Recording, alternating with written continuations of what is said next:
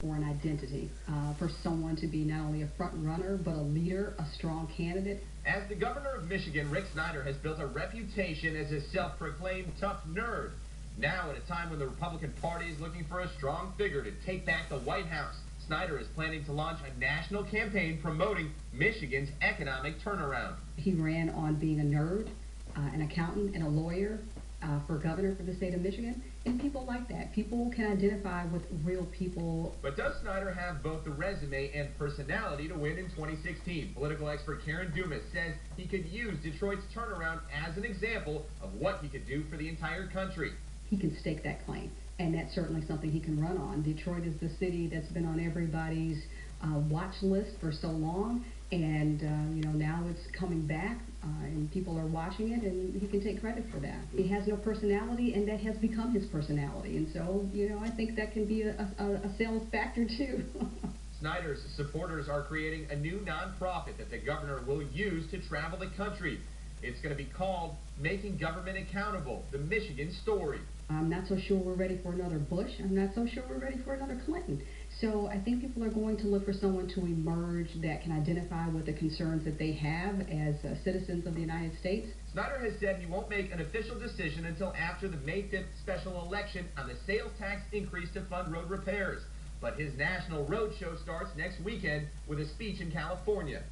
So far, Snyder is not saying a whole lot about this possible run. We will keep you up to date with the very latest breaking news as this story develops. From downtown, Simon Shakette, 7 Action News. All right, Simon, we've asked him that question many times, haven't gotten an answer so far. Well, new developments just in that violent arrest caught on video in Inkster tonight. Floyd Dent's lawyer has issued a subpoena for the 7 Action News exclusive interview with the officers involved in the arrest. Attorney Greg Roll telling 7 investigator Jim Kirstner tonight that he plans to use that video in a civil lawsuit. He will sue the Inkster Police Department for police brutality. Prosecutor Kim Worthy has said she will announce on Monday if any criminal charges will be filed against the police officers involved in this arrest. The 7 Action News investigators will certainly stay on top of this one. Well, new tonight, the officer who accidentally killed 7-year-old Ayanna Stanley Jones during a raid in 2010 is back on the job. Tonight, Joseph Weekly will be on limited duty capacity, not in the field. The cable TV show The First 48 was filming the night of the raid, which featured a flashbang grenade.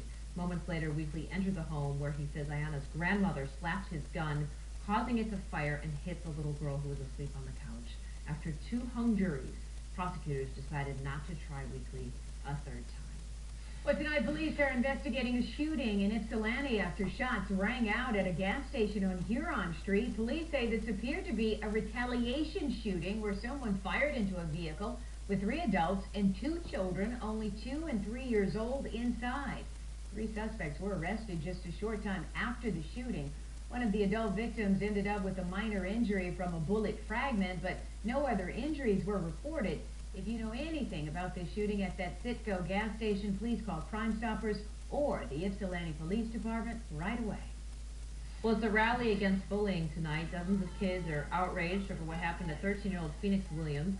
Williams says he was bullied last month on a school bus by boys who used racial slurs. They gathered this afternoon along Horton Road in front of Bloomfield Hills Middle School. I'm so proud of what we did, and I mean, it makes me feel great because we did all this, and the amount of support we have from other people is just outstanding. The whole campaign started on Twitter and spread rapidly. About 100 students came out to support this cause. Yeah, power of students, huh? What a beautiful start to our weekend. Finally sunshine and not rain, but will this warm weather stick around? 7 First Alert meteorologist Hallie Vogel joins us now with what we can expect for the rest of the weekend. The big question, of course, can we keep these temperatures going? 15 degrees above average day, 75 the high at Metro, made it to 77 degrees in Ann Arbor, 76 Adrian. A little bit cooler up towards Mount Clemens and Port Huron. That's pretty typical when we see that wind off of the lake, like we're going to see tomorrow as well. But lots of cloud cover. Saw a few clouds earlier in the afternoon and evening, losing that quickly for a mostly clear sky across the metro area. Temperatures range from a cooler 52 in Port Huron to 60 downtown to 65 still, nice and clear in Adrian. So as we see through the overnight hours, our temperatures will drop down into the low 50s, quickly rising toward daybreak. It's going to be another gorgeous day tomorrow, but changes on Sunday. I'll let you know when the rain arrives ahead.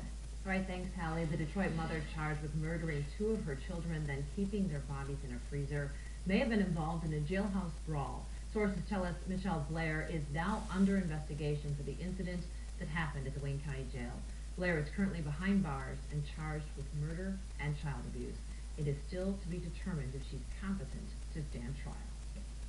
We now know the identity of the man who was tased by police downriver and then died. Police say 39-year-old David Kapuscinski from Gibraltar died after being tased at the Gibraltar Shores Apartments yesterday morning. Now, police say he was sexually assaulting his girlfriend when they arrived on the scene. The chief of police says Kapuscinski would not answer to police when they made verbal commands, and that's why he was tased. Police say he had some type of medical condition and had to be rushed to the South Shore Medical Hospital, where he was later pronounced dead. The officer who tased the suspect remains on paid administrative leave until the state police investigation is complete. It will then be turned over to the Wayne County prosecutor for further review. The Michigan Department of Transportation says more lane and ramp closures are scheduled tonight and tomorrow for the I-96 and US 23 interchange in Brighton. There will also be single and double lane closures near Spencer Road and Pleasant Valley Roads. If you're traveling through that area, leave a little earlier. Yeah, smart idea there.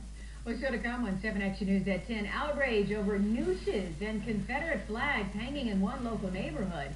An investigation you'll see only here on 7. Plus, a new warning over common heartburn drugs, how they can be putting you at risk for kidney failure. We're back in a moment.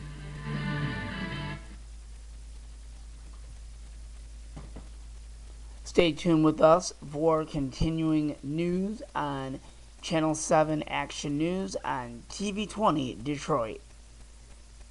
We'll be right back.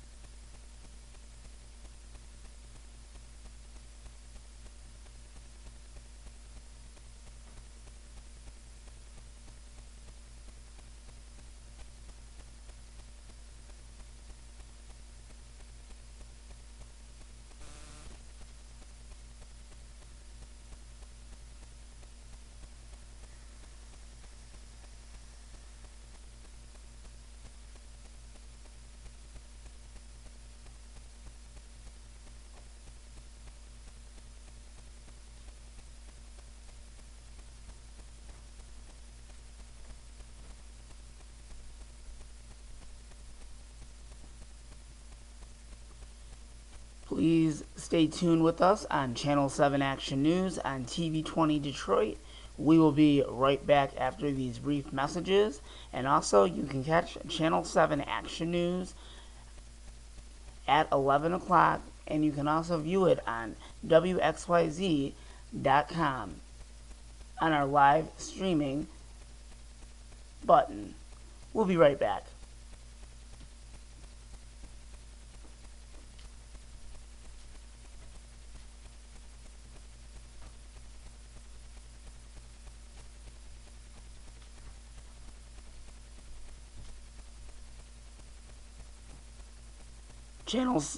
Channel 7 Action News on TV20 Detroit will return briefly after these messages.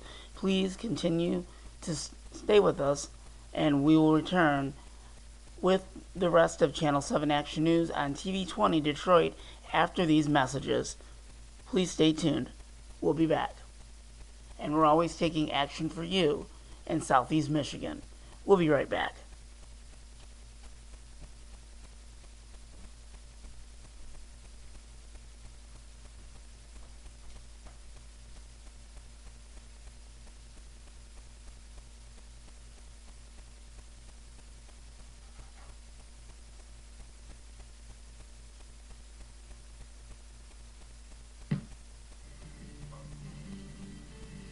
New information tonight that you will only see on 7. We're learning more about the driver who was beaten by Inkster police. 7 investigator Jim Kurtzner brought you the exclusive interview with the officer who was fired over that beating. And tonight he has more on what the cops are saying. These are written in the officer's own words, and you may remember there is an ongoing police investigation into their conduct. They could be charged criminally. That's why the city did not release these at our request. Bill Melendez is the only officer who was fired by Inkster Police. That's why he's speaking out. The other officers can't, but their words here tell their story. This is a split-second decision. It's one scene, and it can affect your entire life or the life of others. Some of those others are Floyd Dent, the man arrested and beaten on video, and the other officers on the scene. Officer Chuck Randazzo writes he raced to the scene with lights and sirens, hearing the fight in progress on the radio, and officers were still trying to subdue Dent. Randazzo writes he gave Dent 2 foot strikes, kicks to his right hand area, arm, that was under his stomach area, body, to break his hold on his shirt. The second strike worked. I pulled his right arm hand out from under his stomach area, body, and placed his right wrist in the handcuffs. After Dent was raised up and leaned over a police car, Randazzo wrote, I searched him for contraband and weapons, and none were found on his person. Randazzo is one of the cops under scrutiny, and is the union steward taking Melendez's firing for excessive force to arbitration. You were out there. That is correct. What happened in your mind? Well, unfortunately, it's still an ongoing investigation. I'm not able to speak on that matter. You could be in trouble too. I could be, yes. Are you worried about it? No, I know we didn't do anything wrong at that time. Sergeant Kritzer writes in his report that Dent was refusing to give his hands and kept trying to pull the cuffed hand away. I yelled, taser, and drive-stunned Dent in the stomach area, and Dent pushed that taser away. I then drive-stunned Dent in the thigh area, and he also pulled away. I drive-stunned Dent a 3rd time in the stomach area for approximately 5 seconds, and Dent slightly complied, rolling onto his stomach. Dent was still struggling and not giving his hand. Officer Randazzo arrived and got the second cuff on. Dent was bleeding heavily and had a 1-inch cut near his right eye. A doctor later diagnosed a fractured orbital. Dent was blood tested later at the hospital, and another officer, Munson, writes, a lab report as to the blood analysis was received from the MSP lab. The analysis was negative as to alcohol, but the sample was too small for the lab to analyze it for other drugs. The officer writes a search warrant was submitted to the Wayne County prosecutor to get Dent's medical records, and that's where the reports end. You chose to do this interview. Why are you doing this? What do you want people to know about Bill Melendez? I want them to know that there are always 2 sides to every story. And I understand that with the ongoing investigation that Mr. Dent and his attorney has a job to do. He has a job to, 1, clear his client, and 2, to obtain a financial amount of money for his client. Floyd Dent and his attorney got the resisting arrest charge tossed out in court, but the cocaine charge still stands. They both maintain that that drug was planted, but Officer Melendez denies that. This all comes down to the wire Monday morning when Wayne County Prosecutor Kim Worthy announces her decision whether to charge Melendez or any other Inkster police officers. In the newsroom, Jim Kurtzman, 7 Action News. Eastern Michigan University is investigating after more than a dozen students were involved in an altercation with someone who was offended by what they were wearing. He tells Action News the students were dressed in Native American garb and taunted him when he came upon their off-campus party. He spoke with 7 Action News reporter James Hart in Ypsilanti. There was a lot of drinking happening at this off-campus party when the man we spoke with, a member of the local Native American community, came upon them. He tells us they likely had no idea he'd be offended by their behavior. Nathan Phillips is proud of his Native American heritage. A member of the Omaha Nation, the 60-year-old Vietnam-era veteran has lived in Ypsilanti for the past 8 years. Speaking to Action News Friday, he doesn't come off as a confrontational person. But last Saturday, Nathan became the center of an altercation now under investigation at Eastern Michigan University. He came upon a loud college party at a home on Ballard Street that seemed harmless enough. He saw about 30 to 40 students, half of them dressed in red face, some half naked and sporting feathered headpieces. When Nathan asked what they were doing, they said, "We're the effing heroes." And I said, "What?"